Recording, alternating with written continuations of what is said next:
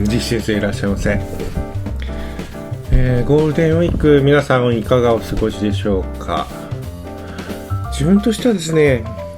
やっと苦しい花粉シーズン終了ということで、今日はちょっと遠めの東村山だっけ銭湯まで自転車で行ってきました。ちょっと筋肉痛。今回はですね、僕がうんちくを垂れるのではなくてですね、僕には答えがわからないことがありまして、皆さんにね教えていただきたいと、教えてよ動画でございます。問題提起っていうとね大げさですけど、まあしてる人からすればね、それあれだよの一言で終わってしまうかもしれませんね。ぶっちゃけそれでもいいので、もし知っている方がいたらぜひ教えていただけると幸いでございます。お題はピアソラの作品ですね。タンゴの歴史です。タンゴの歴史の1930年カフェっていう曲ですね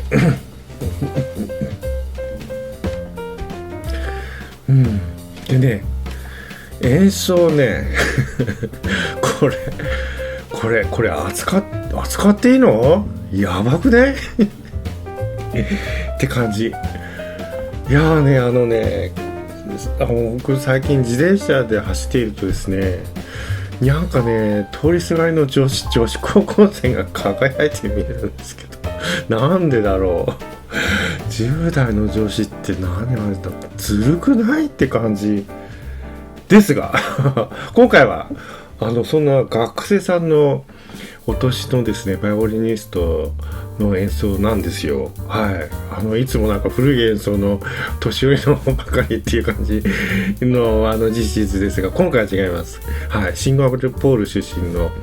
クロエチェアさん。多分ね今回取り上げる動画の録音は14か15、中学生、日本で言えば中学生の演奏です。で、ギターも素晴らしい演奏で、ケビン・ローさんというお二人のデュオです。二人ともシンガポール出身の演奏家の方になりますね。もうね、若すぎるし、うますぎるし、どう考えてもルール違反でしょ、これ。ある意味、立派なポリコレ違反ですよ、これってね。ポリコレって知ってます？最近ねゲーム業界でいうなんか話題になってる話らしいんですよ。ポリティカルコレクトかなんてね。まあそれは置いといて、いやもちろんね上手い方はいっぱいいらっしゃいますよ。日本だってね10代のうちに国際コンクールで活躍された方何人もいらっしゃいますけどもですよこの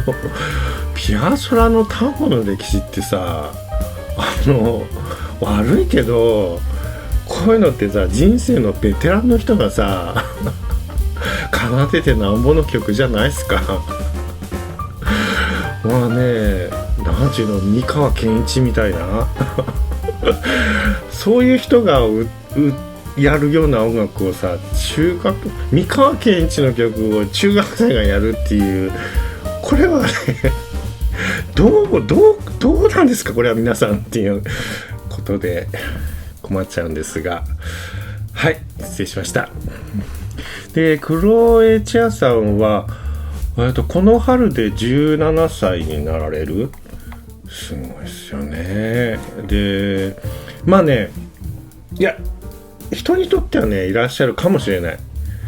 例えばね飲酒動画で有名な声優の茅野愛さん、あの人なんかはね言われてますからね、小学生で人妻みたいな顔してたんでねまあね、そういう人はいらっしゃるかもしれないですけどね、何なんでしょう、シンガポールっていうお国柄なんでしょうかね。でですね、今回僕が分かんないところが連符のところなんですよ。この楽譜で言うとこう21、22小節あたりのところ、ここに5連符が出てくるんですけどね、楽譜通り弾くとね、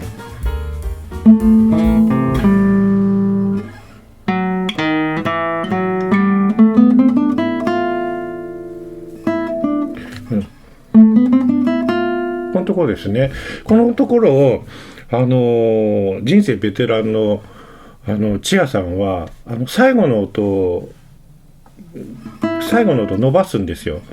で伸ばしてもバランスが崩れないように連符を前に寄せちゃうんですよね。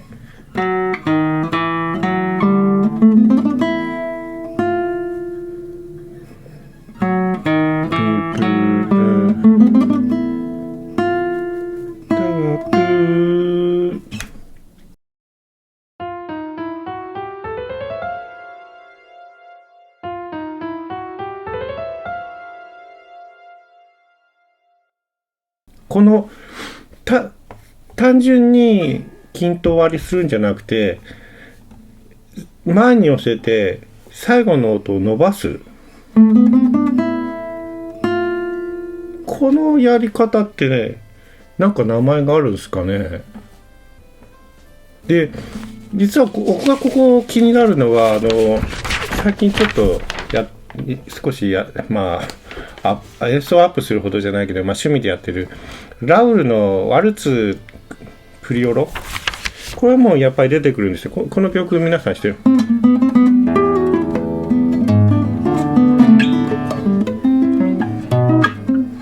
難しい曲ですけど、これの後半にね、こういう明るい曲が今日に変わったところで、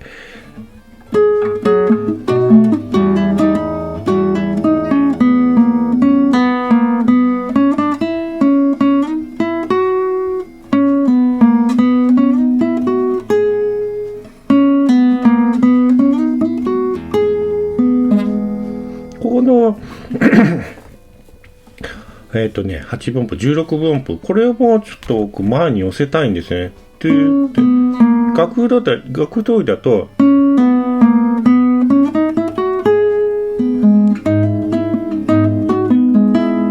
となるんですけど、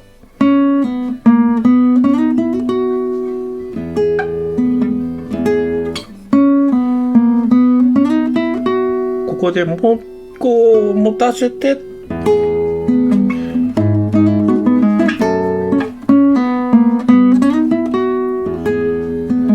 やりたくなるじゃないですか。でね、このやり方、なんか音楽的な用語があるのかどうかわかんないんですけどね、わかんないんですよ。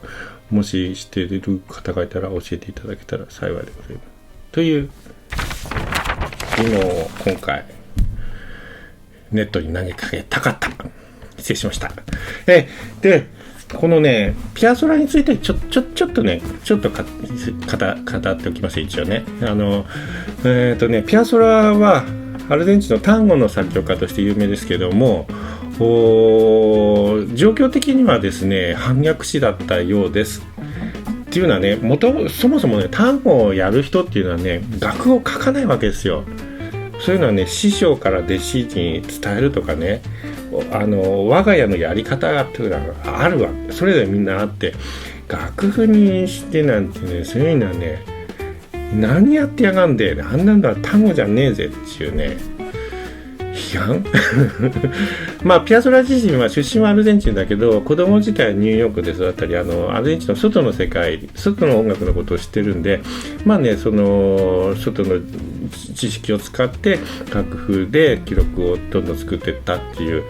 それはね、業績としていいことだと思うんですけど、でも異端児であり反逆しあった部分っていうのはあったみたいで、この単語の歴史っていう曲集については、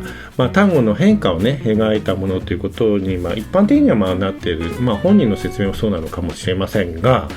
僕自身はですね、結構その裏にあるアルゼンチンのね、激動の歴史も合わせてね感じたいところと思うところでございますよ。詳しくはないけど、富裕層とか貴族のグループ、あるいは軍事政権、あるいは民主主義政権、それがねもうぐちゃぐちゃになってね、時には戦い、時には選挙を行いっていう感じで、いろいろあるわけですよ。でファン・ベロン政権っていうね、ベロンってさんっていう人が生涯3回大統領を務めて、結構人気があった政権を長く取った方で、ベロンさん、これがねもういかにも南米らしいんですけどね、ベロンさんの2人目の奥さんがですね、元娼婦の方なんですよ。